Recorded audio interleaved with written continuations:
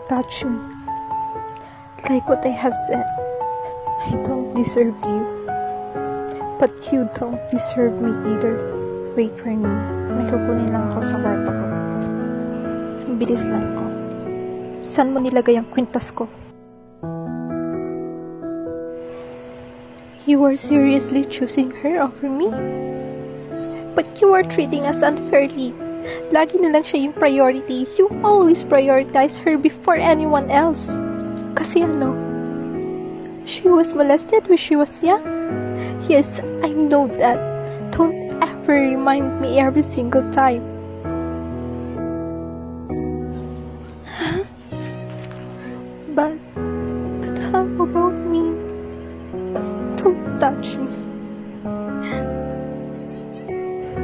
How about me? Tinanong mo lang ba ako kung okay ako? Hindi man lang pumasok sa isip niyo kailangan ko rin kayo. Kailangan ko rin ang pagmamahal niyo. When Vivian went missing, parang nawalan din ako ng ina. For the last 11 years, you were mourning for her. But how about me? Nandito pa rin ako sa tabi niyo. Nawala si Ate Vivian pero may isa pa kayong anak na naiwan. I was begging for your attention because I am not okay. You knew I was not okay even before she disappeared. But you ignored me, thinking I can handle myself. I tried to understand even I was just 11 years old that time. Sabi ko, babalik din kayo sa dati. I've waiting for you for years, only to see you adopting someone's child and give her the affection I begged so hard. I am not invalidating what she has been through.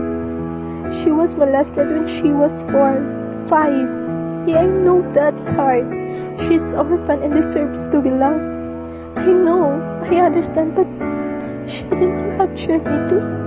If I am okay?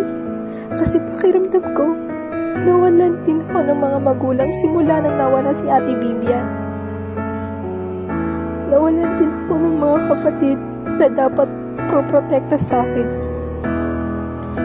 She was molested but I was raped. Yes, I was raped.